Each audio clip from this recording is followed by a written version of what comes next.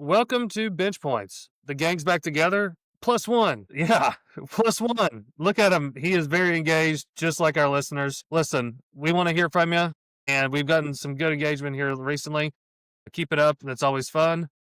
But we also want to make sure that we want to provide good content. So if y'all have some things that you want to hear more from, let us know.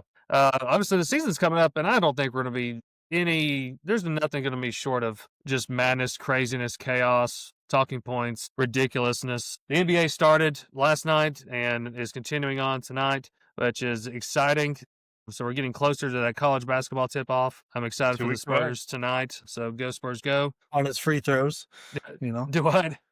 Shea's already got his free throws going. So yeah, he does. Oh, Gotta love watching a 2 overtime game end in foul merchant. my gosh, I know. I'm just like, well, we're picking things up right where we left off, so it's like it never left. When do the Grizzlies play? Tonight? Do they play tonight? I wasn't sure. I saw your jersey. I was like, gosh, I kind of forgot to look. Let me see. I gave a tour at work. Yeah, they're playing right now. I gave a tour at work with a bunch of folks from Memphis. And so we got to talk about the Grizz a little bit. And I told them, I was like, look, if you subscribe, like, and comment, wear the Zach Edey jersey, and we'll go from there. So I held up my end of the bargain. There you go.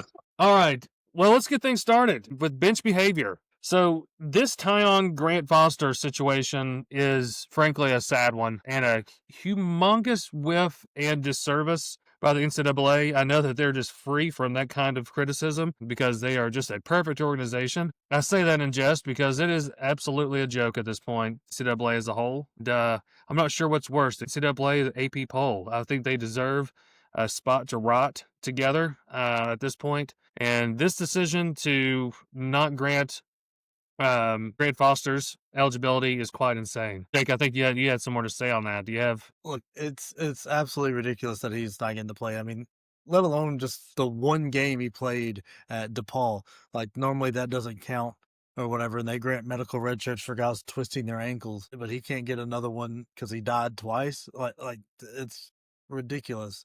And one game is going to count as his full year there, and so they're just going to just count that one and not worry about all the times we've given waivers for having colds, or my dad's got a cold and I want to transfer back closer to home and get that, or all sorts of craziness like that. Here we are with a guy that generally missed a full year there. I know he's had a medical red shirt, maybe two, but we're going to count his 5-year clock, including the one where he died twice. Yeah. Crazy. Yeah. So we live in a world where Tucker DeVry is very speculated and very heavily rumored was not hurt last year, and is now playing for Daddy at IU. Like a lot of his teammates have come out and said he wasn't hurt, but he gets the red shirt, and our guy here died twice, as Jake said.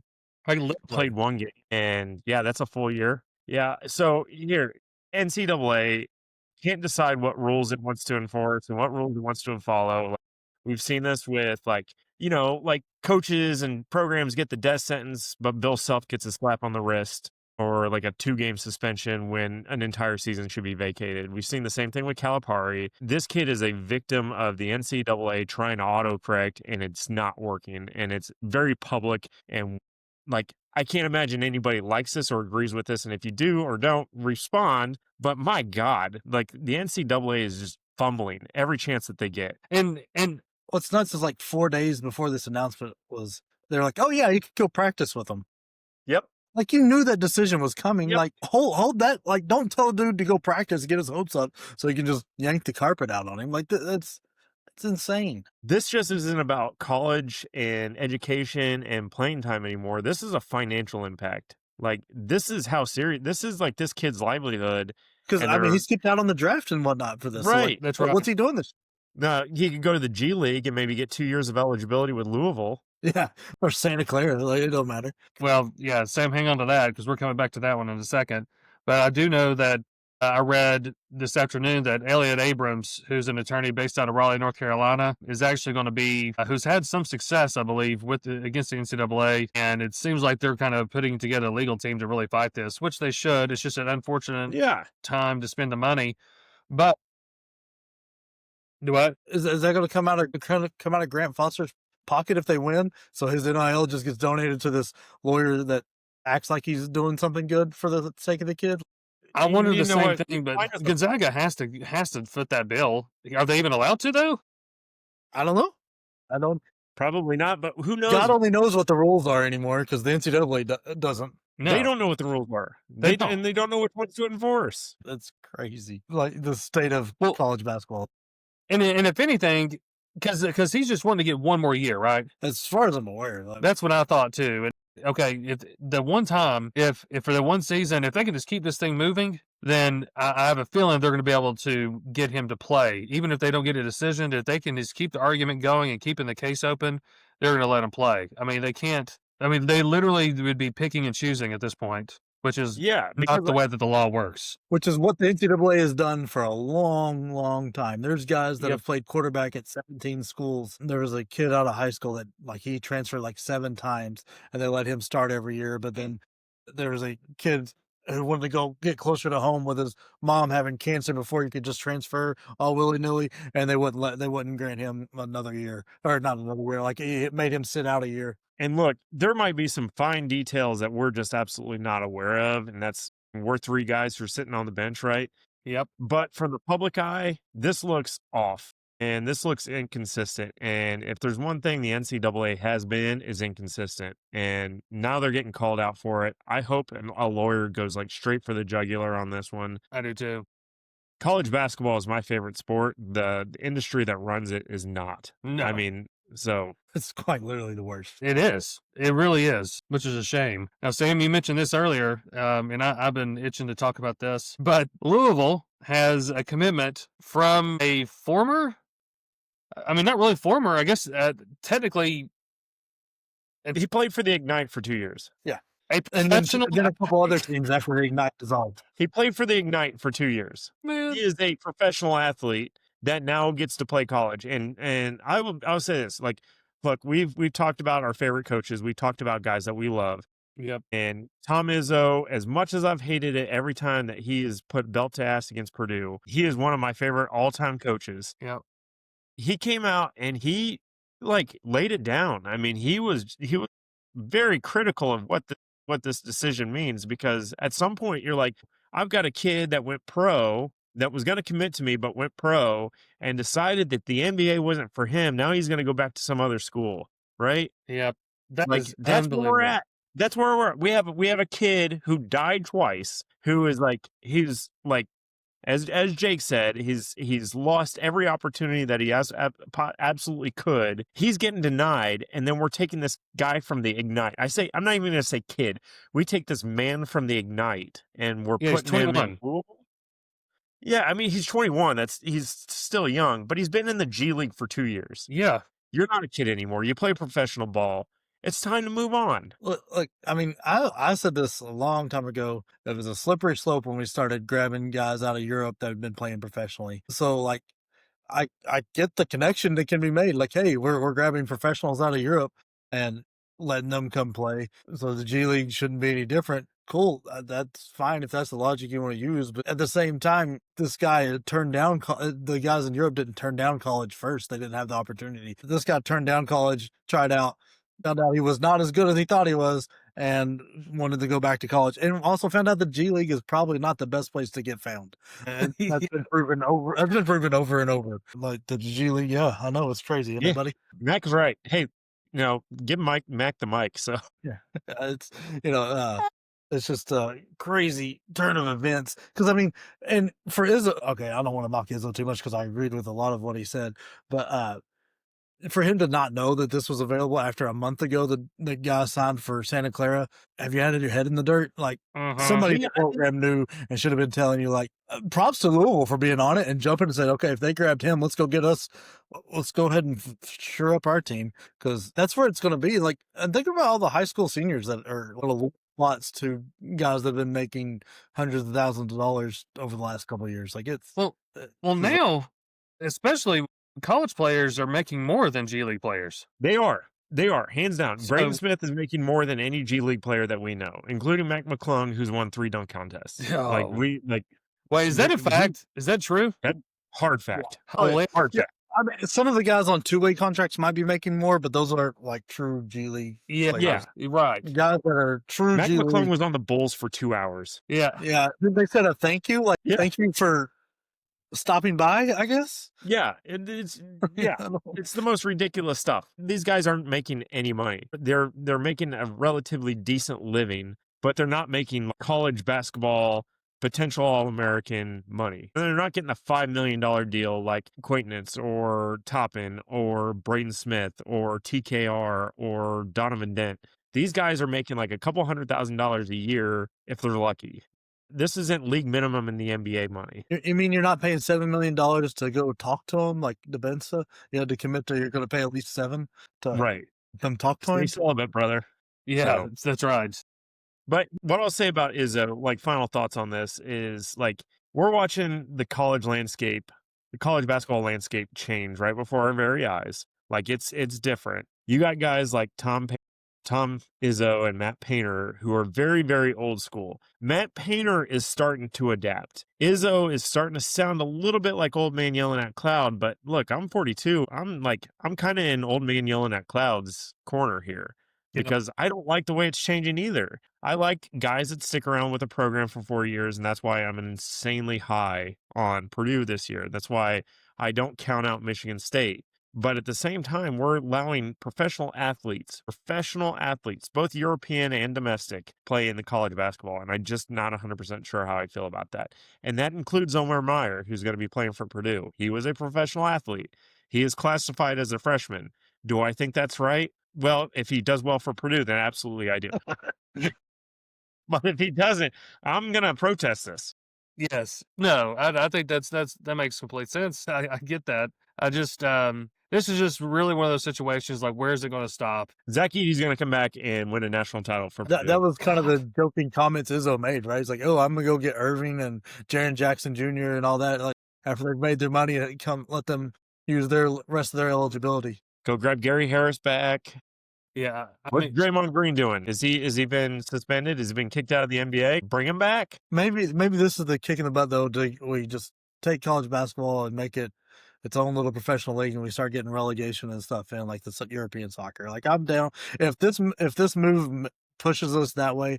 I will forever love this move. But if we don't get the end result of teams moving up and down and stuff like that, it just becomes a very weird semi-professional that has a weird 5-year rule that you can only play in it. Like then it loses a lot of the luster. Speaking of relegation, I'm 99% sure West Ham's going to get relegated. One of my teams. Ugh. It's so bad. Okay. All right. Now to the standing O portion of the show. This is such a cool story in golf. Tommy Fleetwood, who's one of my favorite golfers on the circuit. We're all dads here in this group.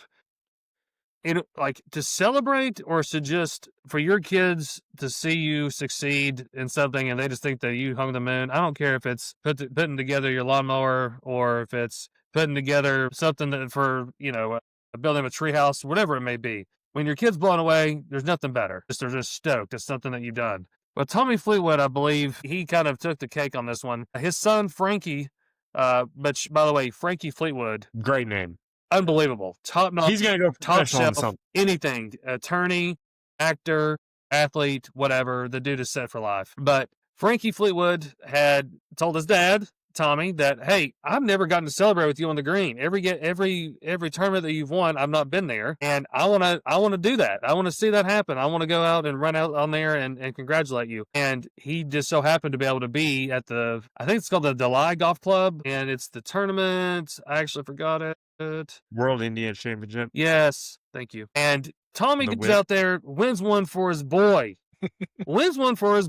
And he got to come out there, and I have cried. I'm not going to lie, at least 3 times watching this. I've watched it over and over and over. It is so good. It's such a sweet moment. Tommy Fleetwood, that's a big standing go for you, my friend. Hey, unbelievable moment. Anytime I see dad stuff like that, gosh, it gets me. It just tears me up in all the right way. But that is my standing O. I had to get that a shout out for this week. Now, Sam, I know you got a standing O. Well, I'm gonna just touch on that. Just as dads, like we all have moments, right? Like Jake's doing a podcast right now with Mackie Moo, and he's the star of the show right now, and he's probably gonna get us likes and views and comments and all that fun stuff. Maybe like, don't drink beer around your kid, or don't drink beer around your kid's kid or your friend's kid, stuff like that. So, but I recently acquired a new lawnmower, and my kiddo just loves anything that moves, anything that's got wheels. And so, I'm out playing with my new toy, and I see Carson kind of pull up, and he points at Dad, and he like wants to get up, and he got up on my lap, and we mowed the yard together. And I've never seen a kid take anything more seriously in his life. And he's 2 years old, but he had the dad breathing through the nose.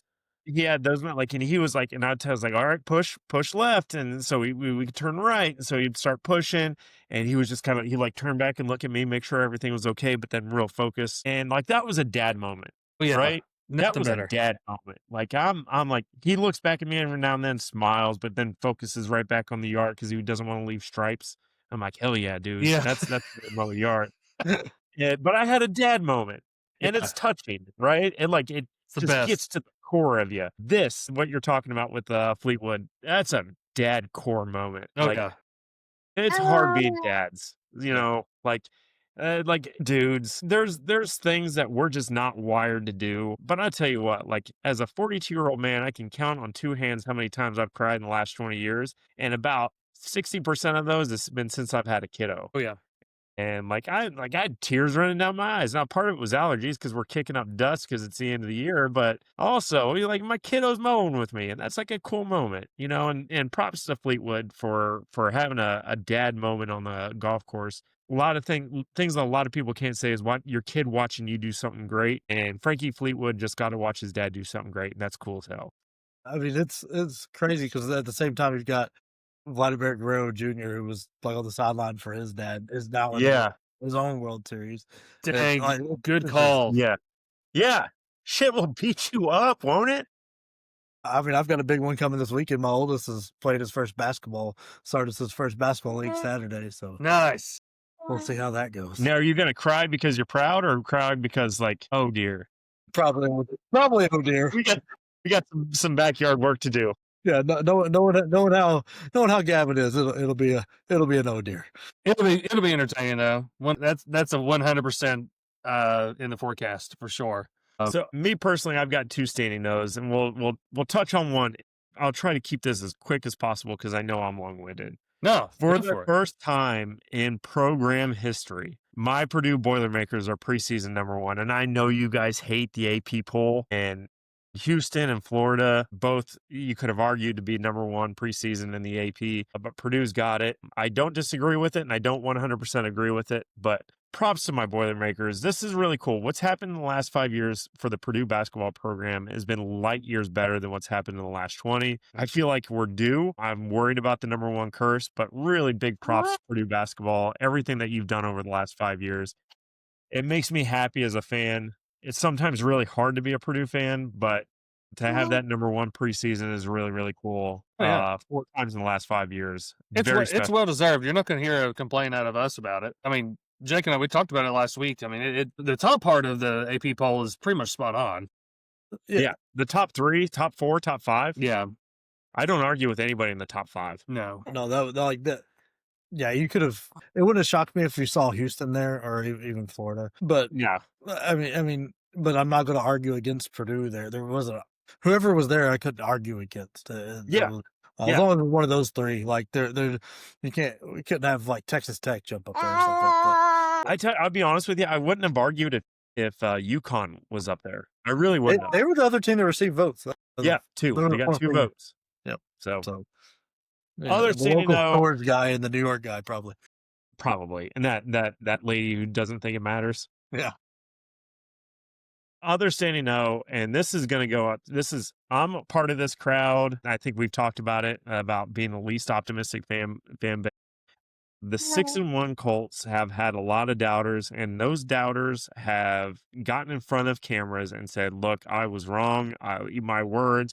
One guy crumpled up his paper and put hot sauce on it and ate that paper. Look, I am a big fan of people standing on business when they're right and like telling people like, hey, I was right. I'm a bigger fan of people admitting when they're wrong. I was wrong about the Colts. 95% of America was wrong about the Colts, but we've got some analytics and analysis that people have gone up on national television and said, I am wrong and the Colts might be for real. I still am not 100% convinced that the rest of the season is going to go well, but the 6-1 Colts are the number one team in NFL, and there's very little you can do to argue that. So standing up to all the people that admitted they're wrong, including myself, that, hey, the Colts might be for real. They are 6-1. They beat some real competition. They beat a lot of people that I think 6-0 or 7-0. if the 5 of us, including Mack over here, or the 4 of us, got on a football field, we could probably beat the Tennessee Titans and the Raiders. So, but yeah, big props to the people that look at what the Colts are doing and saying, hey, I was wrong, because I was too. I mean, honestly, if Mitchell doesn't do whatever the hell he did with the football and drop it through the end zone, they're probably 7-0. 7-0. And They're 2 bonehead plays away from being 7. yeah, unfortunately, it's both with the same guy. That's unfortunate. That just hurts. It really That's a good point. I did not make that. That's exactly He right. he did so bad on offense, they started putting him on defense, letting him rush the passer. Well, they need somebody to rush the passer right now. But props to him for taking that in stride and going, okay, well, that's what I need to do. That's like the picture of Baker playing scout team defensive line a handful of years for Carolina. And now here he is just running through teams on the Buccaneers. Well, listen, if you're a Colts fan, I don't think there's any better way to support your team than to put your money on your shirt of what you're going to put on the money line for the Colts to win and become 7. Well, we got Tennessee this Sunday, so yeah, it's put your money, your money line. I've already been toying around with something, and it's starting off with that one. And I am a Titans fan, and it is unfortunate, but I don't want to talk about it. I just don't. But hey, we're gonna have a really nice Topgolf stadium. That's gonna be really cool. If you wonder why I say that, go look at the renderings, and it's just a ginormous Topgolf arena. But hey, there's probably more entertainment at a Topgolf and an element like that than there is right now for that Titans team. Anyway, maybe that's a bitch behavior for a different day. Well, yeah, hey, listen, by the way, with WinWear, make sure you use our promo code, which is bench points, and the website is winwearapparel.com, and then use that bench points code. Also, check out other things they've got, and they've got for the indie folks, they got the Pacer stuff too. Can't forget about those guys. Man, I miss Halliburton already. But anyway, yeah, I'll be at the home openers. We bought season tickets right before Game 7 of the NBA Finals. Hours before. So, hell of an investment on our part. It'll still be awesome. We're going to all 41 games, and we're going to see how this goes. Are the Spurs coming up there at any point this season? I don't know. You want tickets? All right. So for our main segment, we're going to go through the top 10 with AP poll and kind of scrub it against Ken Palm as we kind of look at the non-con results and kind of the predictions and see how close to, see our perspectives and see how that, we might disagree on a few things. Ken Palm, that's not the gospel. We know a few things we can add to it. So we have to start out. We've already talked about, and it kind of reflects the background that Sam has, and frankly, what his blood runs, and Purdue Boilermakers. So what do we look at for their non-conference prediction? Looking at this, if we're going through the non-conference schedule for Purdue, Evansville, Oakland, those are tune-up games, right? I don't think we have any question that they're going to beat the absolute brakes off of both of these teams, probably 20+. We're looking at a high offensive output and a relatively low scoring. Everybody gets to play. Yeah. Yes. Right. Yeah. This is what these scrimmages have been, right? Where you're running 5s. So this is what I think this is going to wind up being. But then we get to the true test, which is at Tuscaloosa against Alabama, where bench points will be, as we've mentioned 778 times already on this podcast. Never been more excited for a guy's trip in my entire life. Same. Right now, they have Purdue winning by 2 with a 59% chance for them to win. How do we feel about the Alabama game in Tuscaloosa? I will not be putting a dime on that game. It is going to really test your defense. You've got a top 30 defense, which we'll see. I find that a little generous. I agree. with the hole that is the lawyer, but the offense is good enough to carry. It's just that feels like so much more of a 50-50 game to me because at Mackey, different story. 100%. Mackey Purdue by 100. But Alabama, when they get rolling, they've got a really good home court. They also looked really good in their scrimmage, and Phylon is an absolute stud. Mm-hmm. So if Nate Oates' game gets going, it is going to be tough. I find it hard for your defense. If Kim Palm's projected tempo is correct, you're going to have a hell of a time getting the game at that tempo. And I think Matt Painter and Nate Oates have had this game. I think this means more to them than we might ever know. I think these two guys really want to beat each other. They're both highly competitive. They both want to be at that high level. I really think that there is something special about this game. And I don't know, it could be just the fact that we're going that it's got me hype about it. But I still feel like there's some moxie here, some bragging rights that are at risk or at stake. It has turned into a rivalry in the sense that, like, so in 2023-2024 season, they played in Toronto. Right. And it was a game where, honest to God, Alabama outplayed Purdue that entire run. And both teams wound up in the Final Four, and Alabama was like a couple really bad possessions away from potentially making a national title game to rematch. But Purdue wound up, like, I think the last 10 minutes of that game outscored them by like 15 or 16 points. Yeah. Wound up, I think, winning the game by like 11 or 12 or something like that. And then last year, Alabama, the number 2 team in the country, came into number 13 Purdue. And I remember watching that game with Jake, and we're like, yeah, Purdue's going to get absolutely dog walked. And that was the birth of TKR. Like, Nate Oates was surprised. We were surprised. Everybody was like, yeah, TKR might be the real deal. Obviously, like, we saw CJ Cox go on a 12-0 run by himself. Like, it was fantastic. 3 threes in a row. I think he had a free throw. We had a couple good blocks by athletic Miles Colvin and TKR. Very key moment too. Very where that game was leaning Alabama, and then he CJ hit those 3 threes, and that was it. Like, you could tell, like, Alabama was deflated, but also, in my opinion, that was like the hey, Phylon might be the real deal, and I think Phylon's going to be the real deal this year. I think this is a coin toss. I think Purdue can win this game by 3. They can lose it by 3. I think Purdue can win this game by 15 and lose it by 15. It's just going to depend on what happens there. KenPom's saying 59% Purdue. In my heart, I say Purdue, but I would not be surprised if Alabama takes this one. Yeah, and then there's one other. There's 3 games, I think, in the 3.5 games, I think, stand out as possible L's. We just talked about Alabama. There's the one we're assuming, if KenPom's right here, that's Texas Tech. Purdue's hidden that right after Memphis there, and then you've got Auburn and Iowa State. Those are 3.5 games, I think. Could be, each one of those could be an L. Like Auburn, not so much anymore. But Texas Tech is a loaded team, and boy, do they look good right now. I mean, it's all preseason fake scrimmage stuff, but putting on a show there. And then Iowa State, I think, is a very, very good team. That one's at home, so probably a little less likely. But I think Texas Tech could be quite the challenge there in the Baja Mar, or wherever you're going in.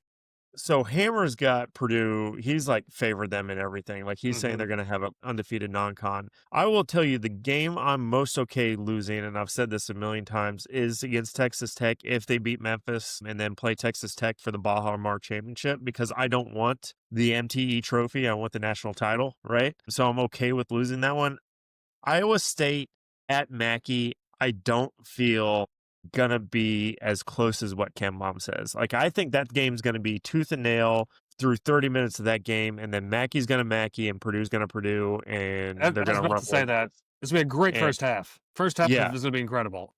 I think Purdue's going to find some offense, not because Purdue's defense is going to take it from them, but they're just going to have to find offense in general to keep up with Purdue. I mean, they've got a suffocating defense that should still be there, but the at home Cox, Lawyer, Berg, or not Berg, Berg's in Tennessee. Thank God Berg's not there. Yeah, are just going to be having their best possible games there. So it's just another hurdle you have to climb on top of that arena and having to go against probably the best point guard in the last 10, 15 years, if not longer than that, when Braden Smith. Like it's going to be quite the ass for Iowa State. I was just pointing out ones that aren't cakewalks to, like, because Rutgers, I think that game will be larger than 10, even though, but that's a Big Ten game. But that's not a non-con. That's the first actual Big Ten. They always do that. Like they plug in a Big Ten right in the middle of the non-con schedule. Right. Yeah. Like Marquette, I don't think will be as close as that, like as 12 as Kim Palm's got it there. Obviously Kent State and Akron and all that don't count. So there's a good chance they go undefeated through this. I just think there's a couple slip-up spots there at Bama, Texas Tech on neutral, and maybe Iowa State and Auburn, maybe. I'm going to go out on a limb and say they're going to take one non-con loss, and I firmly believe the best chance of their non-con loss is going to be Texas Tech at the Baja Mar. Their second biggest chance for a loss is going to be at Tuscaloosa in Alabama. Yeah. And I like, as a Purdue fan, like I am hyped for this game because I think it's going to be a real test. But my big thing is the offense is going to be there. We all know it's going to be there. It's going to be there all year. Can the new revamped defense and rim protection help? And can they close out on 3 balls? Because I guarantee you Alabama is going to shoot 76 of the damn things. And if they can't close out, then they're doomed. Yeah. Well, you got to be ready to rebound too. Yep. So I'm saying one loss for Purdue in the non-con. The Alabama game, both teams are going to be gassed at the end. I mean, that is going to be one of those. They're going to be left withered away. That's on both ends of both teams. So we're thinking just one loss here. I think that's fair. I mean, I would be shocked if there's 2 dropped here, but I mean, Texas Tech and Alabama, those are 2 toughies for sure. Yeah. Like if I were setting a line on a non-conference here, it'd be 1.5. Yeah. Under 1.5. Is where I would set it. I agree with that. See if I could get some money to come in on 2 and hopefully get Purdue through Alabama, so then I don't have to worry about it. But that's fair. That's where I said. I think one is right, 2 wouldn't be surprising. Anything more than 2 would be very shocking to me for a non-conference, because that means the Stephen Pearl, Auburn, or Marquette came up and did something, or Penny Hardaway figures out how to basketball again. No way. But then that avoids Texas Tech. So it's like more than 2 would prove the number 1 preseason curse in the last few years. 100%. Ooh, gross. Oh, that makes me. I don't like that. Moving on to Houston. Yeah, So- let's talk about Houston. We know that Kim Palm loves them. Let's see what we got on the deck for Houston. I've already found my first loss for Houston. Tennessee. Tennessee. Tennessee comes back and they avenge how poorly they played in the Elite Eight. They've got offense, and that was, I think, the key piece missing for Tennessee last year. Houston takes an L to Tennessee and the players, and I think they win out the rest of their non-con. Handedly. Yeah. This schedule is very soft in general now, especially since some of the teeth have been taken out of Auburn now. Yeah. If you've listened to us for any time, we know Jake hates Arkansas and doesn't think they're any good. And I can't really have that opinion of Arkansas and have Auburn ranked that close. So this schedule is very, very soft from the non-conference standpoint. I know there is a game we're not seeing, whatever the second game of the player or the third game of the players. Good point. So It doesn't matter. They're not playing in the third game it's not going to matter. The third game's not going to matter because they're going to lose to Tennessee.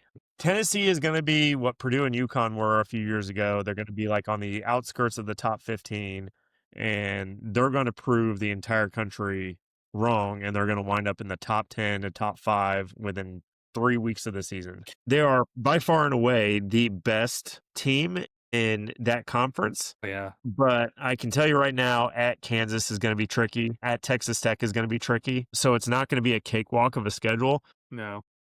Tennessee is going to exercise the demons, though. But let me say this: how Arkansas would it be for Arkansas to get a win here, like on a neutral? Not this Arkansas team. Do what? Not this Arkansas team. I don't think it could happen, but Arkansas can. They're evil like that. They got something about them. Not this Arkansas team. Not this one. I've got no faith in Arkansas. I've got more faith in Stephen Pearl figuring that game out Ooh, than I do in Arkansas. I love it. I just don't. figure it out.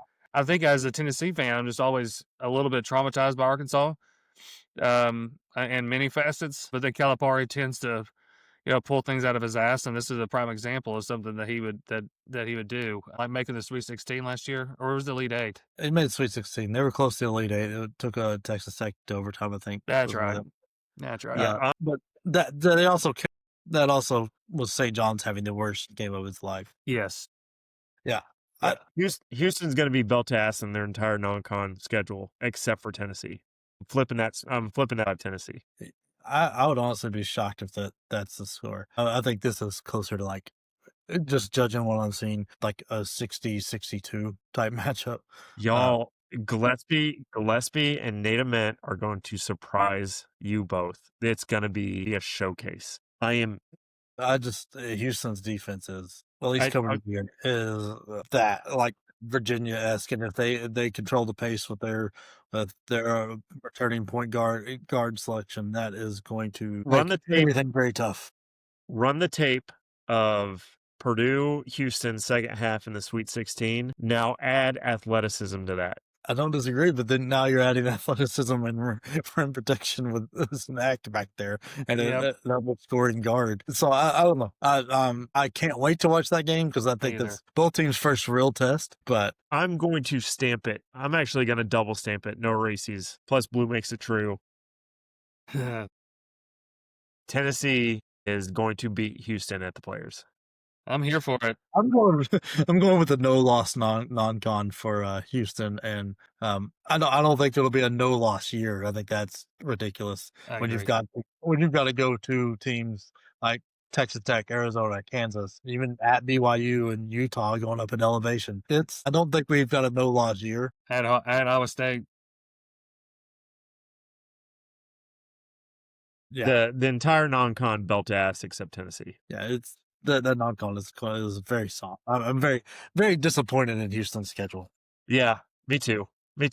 Except Tennessee. All right, let's talk about that forbidden team in Florida. That is the Florida Gators. Florida's in trouble in the non-con. This is rough. This is brutal. There's a stretch there that's going to be tough, but there could be 3 losses here. Yeah, so I don't like the Arizona matchup. I think this is a Florida win. I don't see Florida losing this one. I love the Duke and UConn matchups. These are both losses. Yeah, I agree. And I don't think neither. Did you guys see Boozer highlights in the scrimmage? Boy, Boozer is an adult man. If he's playing like that,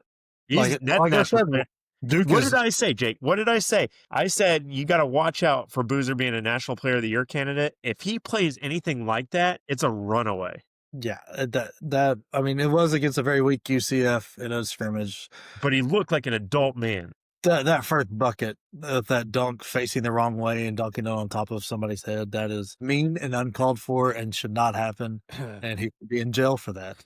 There was that. There was the shoulder down. Like I'm telling you right now, 40-year-old man Euro step. Yeah.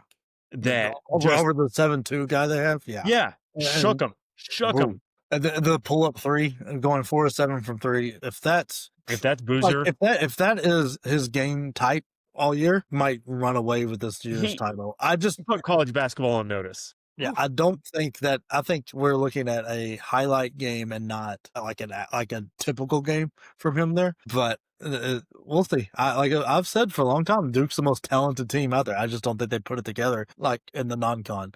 Well, guys, we live in a world where Florida's going to take back-to-back losses. The defending national champions are going to take back-to-back losses. Yeah, this is circa UConn last year, going into Maui as defending national champs and taking back-to-back losses. This is what's going to happen to Florida. But they can't sleep on Arizona though. No, I still think there's a possibility. And good God, I would love it. Okay, I love the matchup. I don't see an avenue where Arizona wins this. But if Arizona does, and Florida takes 3 losses in the non-con, are we moving them out of the top 15, top 20? Or are they hanging out because of how good their competition is? No, they got taking 3 that close. Like it also is going to depend. Like they're going to have to beat the crap out of Miami. Yeah, that's true. To stay there, they're going to have to beat the crap out of TCU to stay there. They're going to have to flex in a couple places. Yeah, some of these But- margins are a little tight. Like Yeah. 15 against TCU, That's exactly. I was just looking at that. I thought that was It's- interesting. It's 13 against Miami. Yeah, and those teams are outside the top 50 in KenPom. Like you've got to flex when you can, and this is a team that's supposed to play with pace and have a high offense and high defense. Like it, I'm curious, and also this kind of shocked me that Alex Condon was a preseason All-American. After the year he had, he just was like, I think he is talented enough to. I think the talent warrants the selection. The year he had last year does not. So if I was voting for it, I'd be like, all right, prove it to me a little bit, buddy. You can't just coast in and like not have a great year and then be one of the top 5 players out there. Like that was a bit much. Man, Florida's non-con is not easy. But it's really we're going to say a lot of what happens in that first game against Arizona. Like that is going to say a lot. Here's a hypothetical for you. This might be a 3-loss top 5 team in the preseason through the non-con. That will be the most dangerous team come tournament time because of how much they're tested between their non-con schedule and how brutal the SEC schedule is going to be this year. Yep. I like. End of the chest. If they lose 3 games in the non-con, I'm guessing it's going to be 2, but if they lose 3 games in the non-con, look out for them in March because they're going to be ready to get through that schedule. I mean, the SEC schedule breaks fairly easy for them too. But the SEC breaking easy in the SEC is like, oh, I only rolled my car 4 times and both airbags went off. It's not like you don't walk away from that thinking I'm a well-polished guy in a tuxedo. No, you're the guy from the insurance commercials that just got rolled by a car.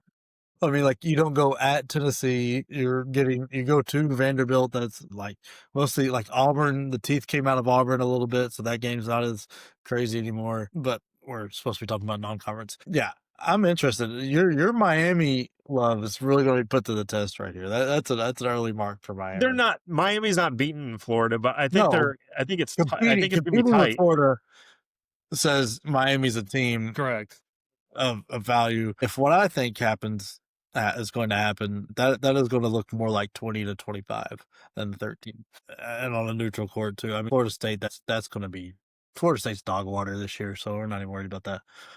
But this is not a cakewalk of as much of a cakewalk as Houston had. But we've got 2 games here that is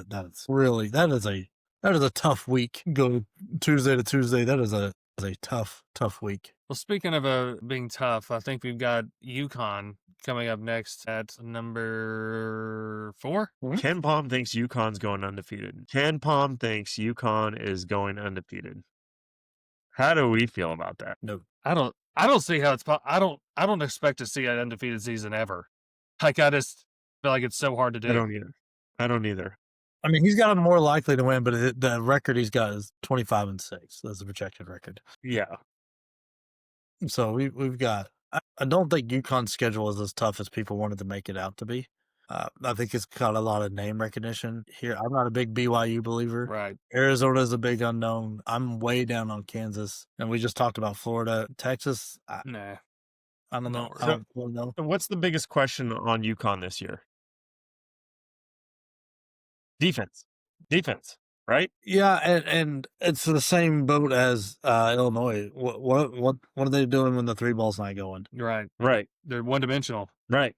So I think there's risk for exposure against BYU, against Arizona, against Illinois, and against Kansas. I think that they might take 2 or 3 losses out of that group. But I also think that UConn by the end of the year is going to be good enough to make a Final Four. Yeah. I think this is a weaker UConn team of the last handful we've seen. I think it's stronger than last year. It's not as strong as the 23-24 team. I think it's right on par with that 22-23 team. I don't know. I think those 2 teams are a cut above this one. I don't know. I think they're better than last year, but They are light years better than last year. They're better constructed than they were last year. yes, I don't like with that one being close to home. I don't see that one being a loss, and that one being like if these were more neutral or on the road, I can get behind that. And Illinois, I don't know what to make of Illinois. There's going to be 7,000 threes shot by that team this year, and that could happen in 2 games. And if, like we've said, if they come out cold, that's going to be rough because I'm not a big fan of their defense. But if they're on, they're going to be able to beat anybody. So this, like, even though this was semi-home, like I think, I could see that one being a loss very easy. And then weird things happen in Fog that if you don't have the killers on, it's surprising me that that's 53%. I found that close. disrespectful. Yeah, the hell they got. I think UConn is at a high risk for 3 non-con losses this year, but I don't think that diminishes anything that they're going to do over the course of the year. I think if they can get away with 2 or 3 losses in the non-con, I still think they have a shot at a number 1 seed. So you really? I don't think that is true. I do. Because I think they're going to handle business in I think they're going to handle business in the Big East. But the Big East is so bad. It is. Outside of St. John's, who's going to be the win of value? Like, But, if we look down here, St. John's at Ken Palm has them at 16. Everybody else is, I was at 90s. Like, what, 47 is your best? Imagine a scenario where they take 2 or 3 non-con losses. They win their conference. They win their conference tournament. The argument can be made that their losses are against high quad 1 teams, and there's an argument to be made that they deserve to be a 1 seed. If it plays out the exact way I just said it, like if they take 1 loss in the conference and win the conference championship and the tournament, going into March Madness, they will have an argument to be the number 1 overall, not the number 1 overall seed, the number 1 seed in the tournament. That's where they're going to run against Duke. Mm-hmm. Yeah.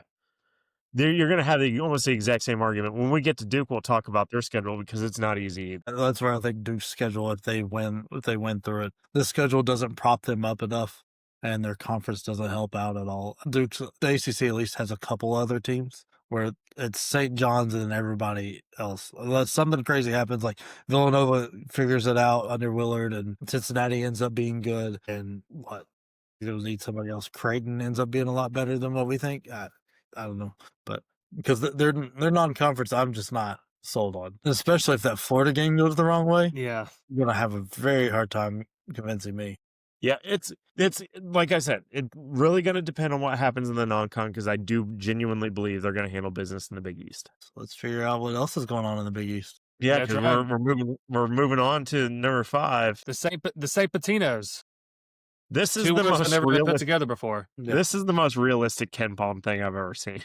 Like they're like, yeah, they're probably going to catch an L to Iowa State. They're probably going to catch an L to Kentucky. They're probably going to catch an L to UConn. Yeah, this team is going to wind up like a 2 or 3 seed in the tournament. Almost exactly like what we have talked about. I think it's going to come down to who wins the Big East. I don't disagree with anything that Ken Palm has on the schedule, with the possible exception of Alabama. Yeah. I think that's going to be a fun early test. I think they win this one. I think I do too. Kentucky. I think that should be switched. I think there's a better chance of Alabama beating them than Kentucky. Yeah. I'm just saying this is an accurate like Ken Palm predictive metric. I think they're like taking neutral into account. Kentucky's obviously getting Kentucky love. I don't know. I'm not gonna argue the Ken Palm here. I think you're right. You could switch Alabama and Kentucky, or you could put an L in front of Kentucky and it would be the same opinion for me. Like they could take 2 losses, they could take 3 losses, but this is, in my opinion, this is the most accurate Ken Palm has done for a non-con schedule for so far in predictive metrics. A lot of these games are getting real tight in score prediction wise, and I don't know that State is going to play that many tight games. I think they win, or they lose. I don't know that it is going to be a possession or 2 game a lot. I think if they're beating Baylor, I think they're beating Baylor by 7, 8, 9, 10. Yep. Same thing with Ole Miss. And I think when they lose, I think Iowa State, I don't think that's going to be 1 point. And I mean, that's 48, so that's really a coin toss. I'm just shocked that they've got a 36% chance, according to Ken Palm, to win against Kentucky. Like on neutral floor, I've got a much higher opinion of St. John's than most. I'm typically normally a lot higher on them, but I really think that offense is going to shock people because it's going to feed off that defense so much. And I'm not sure, especially getting like Kentucky there in the middle of December, that that'll be time for that team to gel and Yep. figure out what they're doing. Like Alabama very easily could be flipped loss, but it's at home, so that kind of gives you a little extra cushion there. Iowa State, that game is going to be the real test to me. You're a neutral site. See, like you've had a handful of games to figure yourself out. You're going against a stud team that should be about full strength with Lippy back. This should be very, very interesting what happens there. I think that'll be a fantastic watch in the Players era. Yeah, so here's this is gonna be fun for the three of us. We need to watch the Alabama game very, very carefully Yeah. because First week, like if Alabama wins, momentum's a real thing. Yeah. They carry that into their matchup against Purdue. Look out. If they get shelled, then is that going to be demoralizing enough for Purdue to come in and curb stomp them? Like, and talk about a yo-yo of teams there. You go from out like a St. John's team that is playing a relatively close pace to what Alabama wants to play, and to Purdue that slams the brakes. That's a fun test. I'm just a big believer in Pitino. Yeah. I think this game is going to be a lot of fun to figure out all the storyline up to that.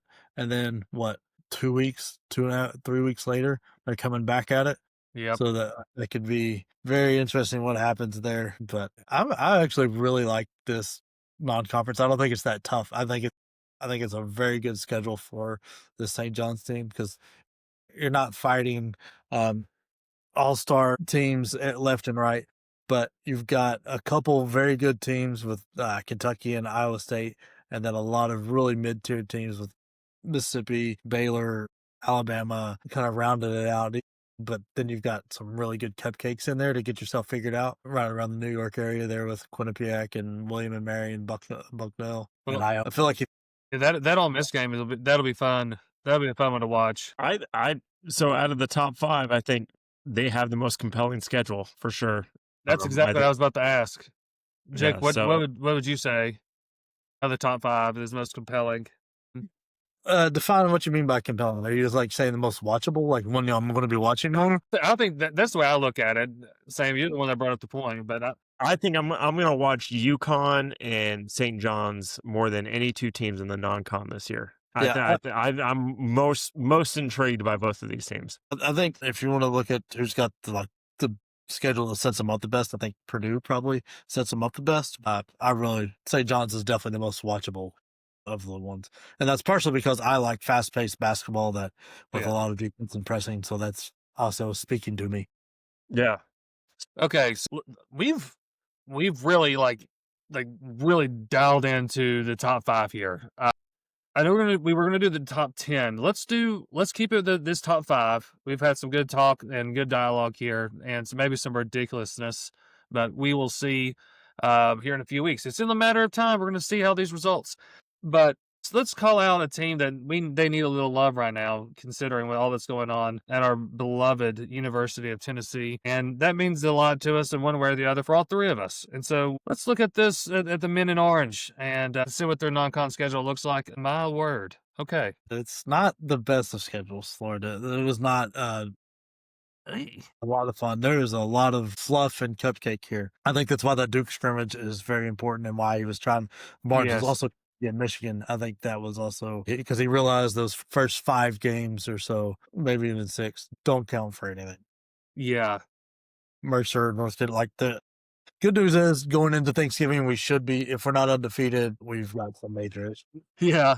Right. Which I don't think we'll see anything of that. I think Rutgers shouldn't be a test whatsoever, but then you're going to run straight into Houston, which is a problem. I'll be honest with you. I don't like the margin that Ken Pom has against Rutgers. I think you guys are going to absolutely beat the brakes off of Rutgers, and I think that's going to give you the confidence. And I talked about this just a little bit ago.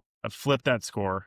Tennessee is walking away 2-0 off after the Tuesday and the Players with a chance to win the whole thing. I'd tell you the only game I'm even remotely concerned about in your guys' non-con I say that 2 games remotely concerned about is back-to-back Illinois and Louisville. That's it. I think you're undefeated until you play both those teams, and then both those teams are going to put your defense to the absolute test. Yeah. And if Illinois shoots any kind of decent percentage, I think in the past, Rick Barnes' teams has not always responded well to that kind of adversity when another team is shooting the ball as well as Illinois has the potential of doing. What's the predicted overall record for Tennessee? 21-9. I will say I'm going to go out on a limb and say it's going to be closer to 24-6 or 25-5. Yeah, because the majority of these losses are coming on the road in conference. Yeah. And it includes at Arkansas, which I already want to flip. I don't know if y'all heard that, but he just shit himself. I thought I heard that. I was like, I'm just glad it wasn't me. yeah. It could be any of us, really. But like on the road, what has happened on the road? All of those losses coming on the road in conference, which I don't believe in the on the road at Vandy loss or Arkansas. Kentucky probably, Florida probably, and then the rest of them. But at Louisville, Illinois, that's a gauntlet there for the non-con. Honestly, if we could, I'll say this: if we can pull out, I know they're showing both the win here. If we can come out of those with at least one of the wins, like if we could split, I'd be pretty happy. Still, I think you guys are going to finish your non-con with at worst 2 losses, at best 0. I would hope for you guys. When we talk about Tennessee, one of the things that comes to mind when you talk about Purdue is Braden Smith and TKR.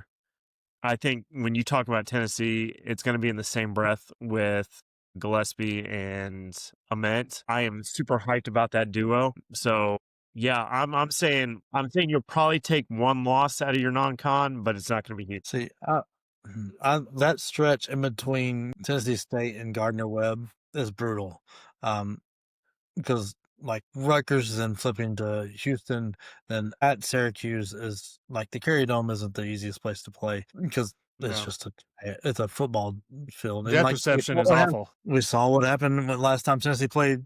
Yep. Neutral site. Yep. That went very well for those 3-point shooters. And then like Louisville being at home gives me a little more, but that Illinois game could easily flip its head. There's a chance we come out of here with 3 or 4 losses. It's worst case. I think a lot of that has to do with how we play and around Houston. So Rutgers and Syracuse, how the team looks there, because nobody's going to knock you, especially if you lose a tight game to Houston. Correct.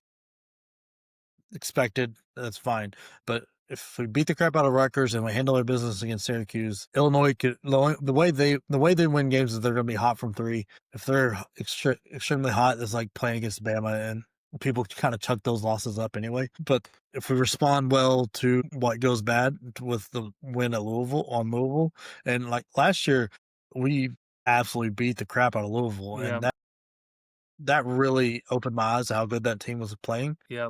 Because Louisville was a decent team. They weren't great by stretch, but we just absolutely laid it to them there. And if that happens again, if they can do that for Illinois and Louisville right there, because that Illinois game last year, just Gandy finally woke up, and that was the only reason we won that. Yep.